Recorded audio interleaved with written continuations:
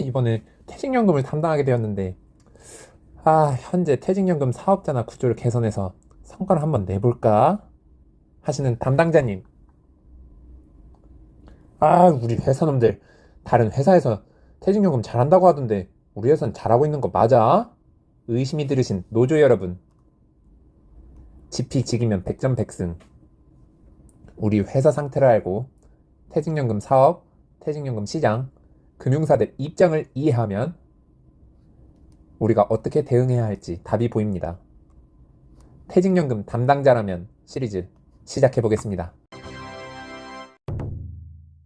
자, 시리즈 세 번째, 우리 회사 DB제도 어떻게 잘 관리하지? 입니다. 옆 회사 재무팀 김 과장이 퇴직연금 DB 개선해서 칭찬받았던데 뭘 한 걸까? DB제도는 딴 회사들도 그냥 예금 넣고 따로 관리 안 하는 것 같던데 뭘 더 하는 건가요? 오늘 저와 함께 어떻게 잘 관리하는지 알아보시죠.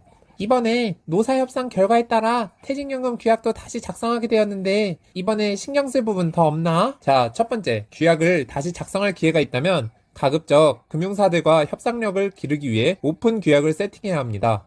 시작하기에 앞서 한번 생각해 봅시다. 퇴직연금 사업자로부터 우리 회사를 위한 성과를 만들어내기 위해 기본적으로 어떤 마인드가 필요할까요? 금융사와 협상의 기본은 팽팽한 긴장감을 계속 유지하는 것입니다. 우리 회사가 언제든 마음만 먹으면 너 말고 딴 회사로 대체할 수 있다는 그런 긴장감을 유지하는 것입니다. 너희가 지금은 잘 해주지만 지금처럼 못하면 새로운 회사를 더 추가하거나 너네를 빼고 새로운 회사를 더 추가해서 경쟁시킬 거야. 같은 무언의 협박을 무기로 들고 있어야 한다는 뜻입니다. 퇴직연금 규약은 근로자 과반 이상 혹은 과반 이상 노조 대표의 동의를 얻어 퇴직연금 관련 내부 규율을 만드는 것을 뜻합니다. 그리고 이 오픈 규약은 모든 퇴직연금 사업자가 당사의 운용관리기관, 자산관리기관이 될 수 있음을 명시해 놓는 작업입니다. 자, 생각해 보십시오. 이렇게 명시해 놓지 못하고 현재 사업자들만 규약이 작성되어 있다면 제가 담당 영업사원이었어도 신경이 덜 쓰일 수밖에 없을 것 같습니다. 기존 사업자들이 아무리 마음에 안 들게 퇴직연금 관리를 하더라도 다음에 노사협상에서 해당 안건을 올리고 근로자 과반 이상의 동의를 얻어 규약을 수정하지 않으면 규약 밖에 사업자와 계약할 수 없기 때문입니다.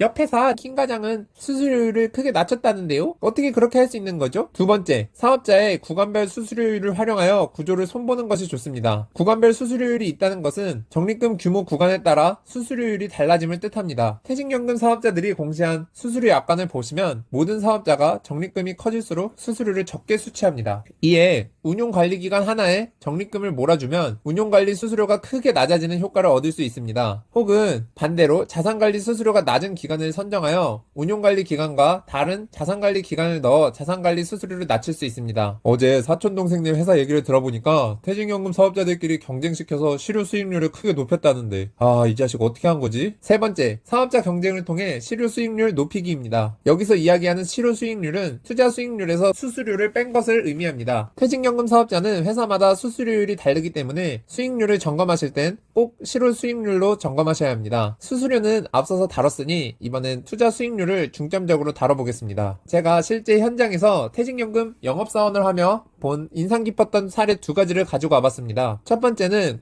공공기관이었는데 나름 적립금 규모가 꽤 큰 곳이었습니다. 안 그래도 공공기관은 보통 실효 수익률 경쟁을 많이 하는 편인데 여긴 특히 더 얄짤없었습니다. 매년 수익률 상위권 사업자에게 부담금 비중을 높이고 수익률 하위권 사업자는 비중을 낮추거나 퇴출하고 신규 사업자를 추가하는 곳이었습니다. 이렇게 하다 보니 사업자들은 알아서 높은 금리를 제한하고 심지어 몇몇 사업자는 DB에선 흔치 않은 주식 펀드를 추가한 포트폴리오를 짜서 가져오고 있었습니다. 저는 개인적으로 더 많은 기업들이 DB 시장에서도 주식 펀드가 포함되는 포트폴리오를 운영해야 한다고 생각합니다. 물론 손실이 날 수 있지만 장기적인 관점에서 지수 투자 중심으로 주식 투자를 한다면 원리금 보장형 수익률보다 훨씬 높은 성과를 얻는다는 믿음이 있기 때문입니다. 자, 두 번째 사례는 국내 대기업 사례입니다. 여긴 간사기관을 제외하고 평가 기준이 오로지 금리였습니다. 금리 제한을 받는 기업들은 흔한데 이것만으로 평가해서 분배하는 곳은 이곳이 처음이었습니다. 여긴 모든 운용관리기관한테 금리 제한을 받아서 단순히 나래비를 세워 분배하고 있었습니다. 역마진 고금리 상품을 거의 반드시 일정 부분 추가해야지 부담금을 받을 수 있었는데 아무래도 부담금 규모가 워낙 큰 회사이다 보니 모든 금융사에서 성과 목표 달성하기 위해 경쟁이 붙어서 높은 금리를 가져오고 있었습니다. 경쟁을 붙이는 것도 나쁘진 않지만 사실 이렇게 큰 규모가 아니라면 보통 경쟁이 이렇게 심하게 붙지는 않습니다. 그리고 퇴직연금 시장 자체가 좁기 때문에 나쁜 소문이 퍼지게 되면 그 다음 연도에 사업자들끼리 역마진 경쟁에 참여하지 않을 수 있기 때문에 이런 경쟁을 붙이는 것에 있어서는 조심을 하는 게 좋을 것 같습니다. 허허, 옆에서 김 부장님 이야기를 들어보니까 퇴직연금 사업자가 별걸 다 해주던데 우리 회사는 뭐 없나요? 마지막으로 퇴직연금 사업자에게 우리 회사만을 위한 특별 부가 서비스를 요구하세요. 많은 기업들이 DB 퇴직연금 사업자들에게서 놓치는 부분이 있습니다. 퇴직연금은 근태법에 의해 가입자를 차별할 수 없습니다. 그렇기 때문에 DB 가입자라도 DC, IRP 가입자와 마찬가지로 퇴직연금 부가 서비스를 이용할 수 있어야 합니다. 간단히 해당 금융사에 회원가입을 하거나 퇴직연금 가입 확인을 받기만 하시면 됩니다. 보통 중견기업, 그 중에서도 사내 복지물이 없는 경우라든지 금융계열사가 없는 경우 회사의 복지제도처럼 퇴직연금 사업자를 잘 활용하는 경우를 본 적이 있습니다. 개인적인 경험으로는 할인 복지물이 있는 경우 가끔 쿠팡이나 네이버보다 싼 물건이 나올 때가 있어서 활용한 적이 있었고 전자도서관이 있는 경우 필요한 책이 있으면 유용하게 대여해 읽었습니다. 마지막으로 특별히 우리 회사를 위해 기여하도록 특별 부가 서비스를 요구하는 것입니다. 뭐 어떤 것이 있을지 개인적으로 생각해보자면 사업자 평가 시 자사상품 매출 얼마나 해줬는지 본다든가 혹은 회사를 위해 재단 기부 또는 도서 증여를 한다든지가 있을 것 같습니다. 이 부분은